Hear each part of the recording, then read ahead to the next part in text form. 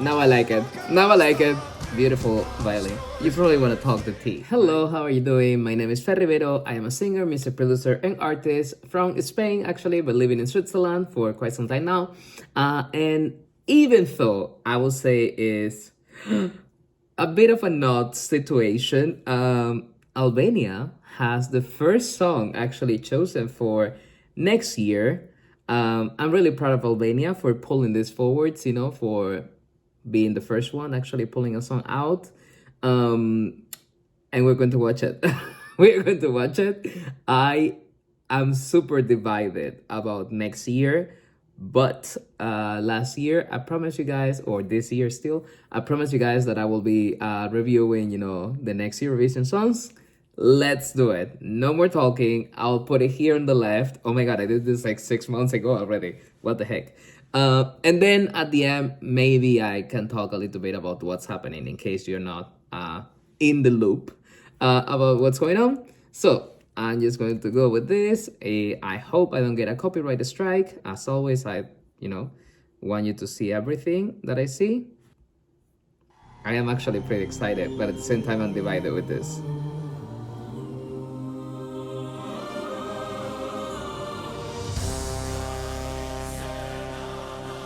Really strong beginning, but also why does she have the phone?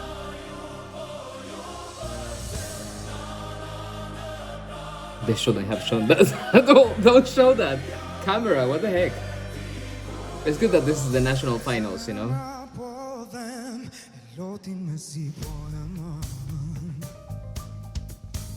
Okay.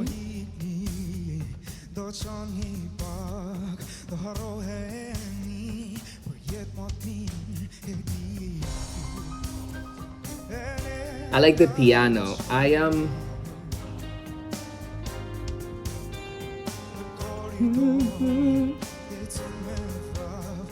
don't know if I like his voice yet, but he seems really good.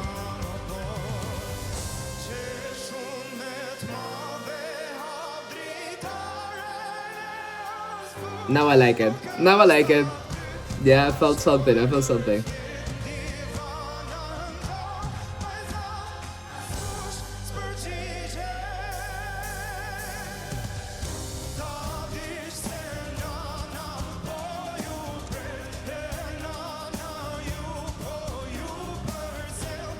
Love that it's on the national language, so not like in English, as every country last year was actually pretty bringing their own languages.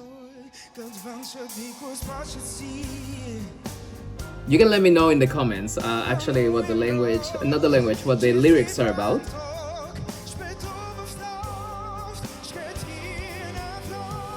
He can sing. Nice lights.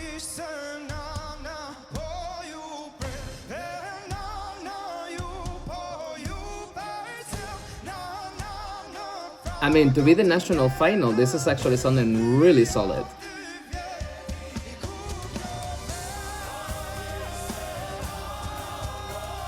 Ooh, nice. Oh, I got chills. I got chills.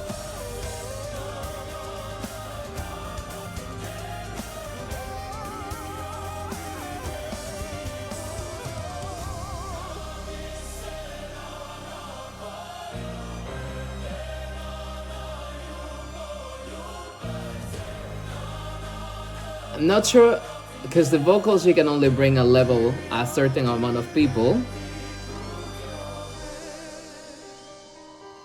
So the back vocals, this whole beautiful violin, this whole amount of vocals in the background, probably they will have to cut them for Eurovision or remove them a little bit.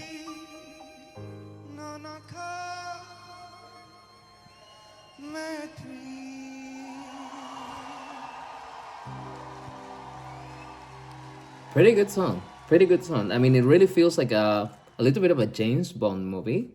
But yeah, I understand why this song was the winner. Really nice. Really nice song. Yeah.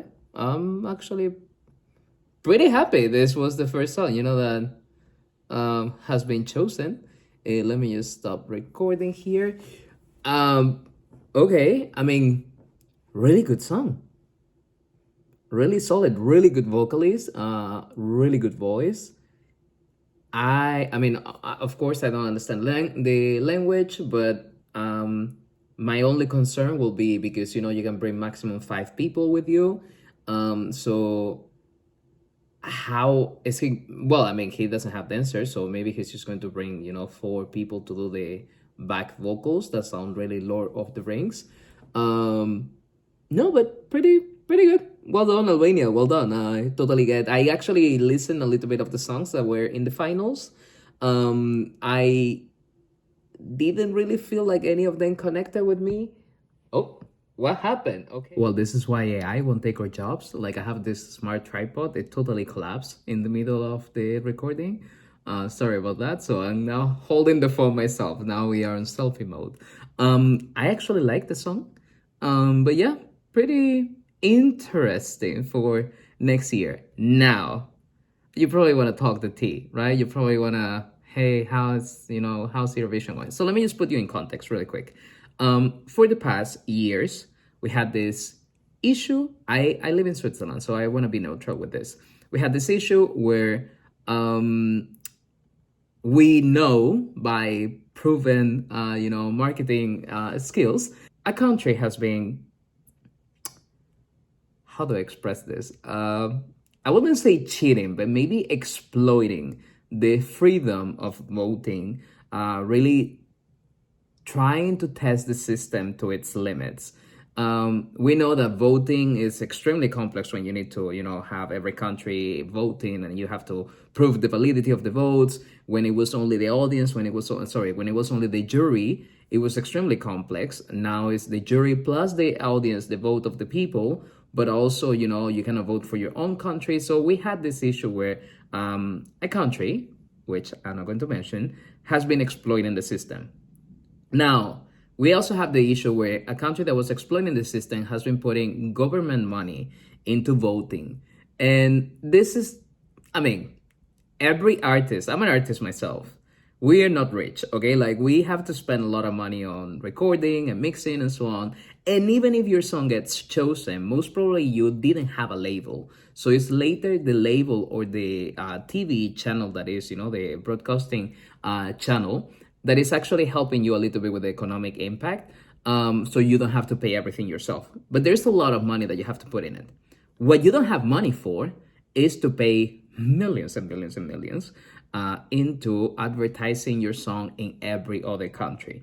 Now, as an artist, when I put ads to any of my songs outside of my country or anywhere, you get a lot of people listening to your song. You get a lot of people who like your sound. And simply because you are not rich and you don't have the money to get this, these people will not discover you at the time. You have to either go viral online or you have to have a lot of money or have a label behind with a lot of context, appear on TV and so on.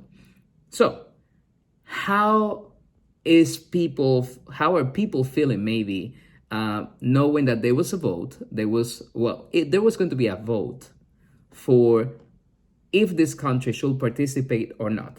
Now, this vote goes beyond this being Eurovision. Eurovision came after World War II. It was actually a really good way to connect all of the countries together. I need to say, I love the format. I love everything that it stands for in the past. Now I don't think what it stands for anymore.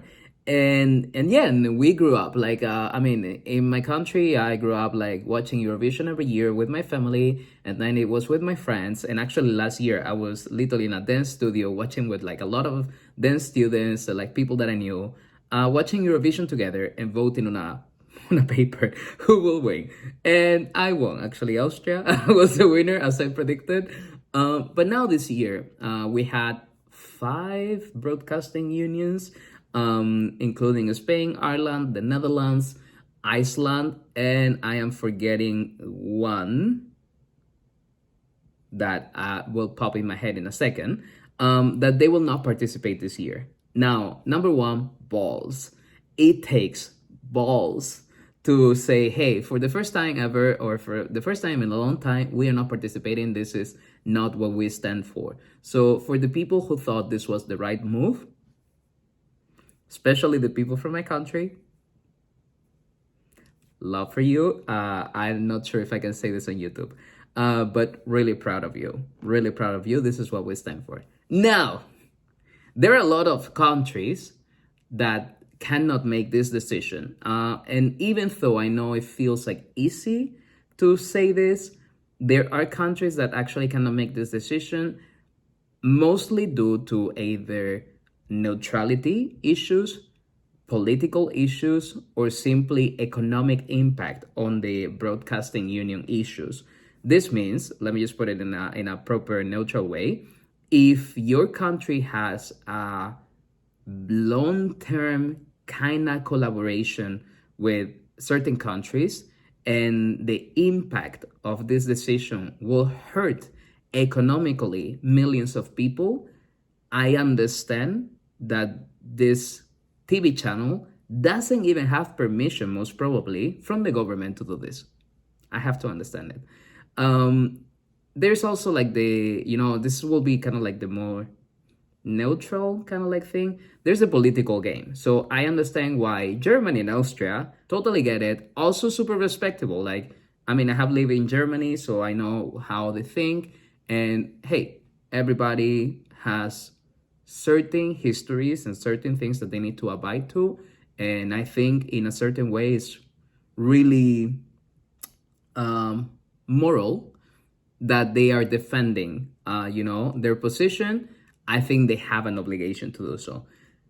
Now, there's also the aspect of the TV channel. So this is a broadcasting union. This is like there's a long-term commitment for years. Eurovision is not the only thing that these countries share. So there is like basically a whole conglomeration of broadcasters, and they share like football and soccer and like this gigantic Olympics. Like there's so much that you can lose. So it's not only the decision of, hey, this is what the Euro fans once a year are feeling. There's also what can be the damage in terms of for the whole year or for multiple years to this broadcasting union that maybe doesn't even have government support or fundings or whatever. It is more complex than what it seems like. I totally get it. And that doesn't put me in, I believe this way, I believe that way. As I said, I am neutral. I actually understand every side of the picture, or I try my best to understand it. It is annoying though. That's obvious. It is annoying. And I'm not saying it is annoying because of certain countries doing this. I know people from many countries, I'm lucky for that, and they're lovely people. So don't let one decision from like a group of people at the top make you feel hatred towards an entire country of people. This is not how it works.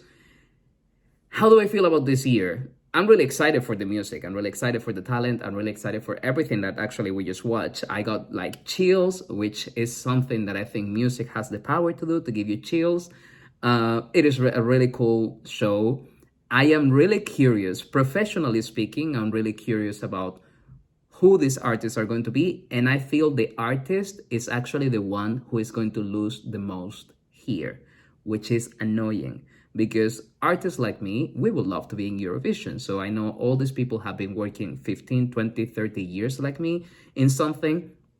And now this year, they're going to have maybe less attention, or they're going to have maybe boycotts, or they're going to have like a whole drama that is going to bring attention away from their talent, which is incredible talent that I am confident most of the countries are going to choose, or all of the countries are going to choose, like last year. And it makes me a little bit sad, that there will be this huge situation that will make this artist maybe not have enough attention. Still, I am going to be reviewing. I'm going to be watching everything. Albania, extremely well chosen. I actually like the song more than the one from last year, even though the one from last year was really cool. But I feel you had to be maybe Albanian to really understand and grasp the concept. And I feel this one is way more open. I feel it's really like, I would say cinematic. It's really Lord of the Rings. I really love those back vocals, live from these people singing. I hope he can bring as many as possible. His voice is really interesting, really cool. So yeah, that will be the review. And if you guys want to watch more, I have everything from last year, but also I have my music, and it would be cool if you actually go and listen to it. That's it. Bye, guys. Just need a hello to sex.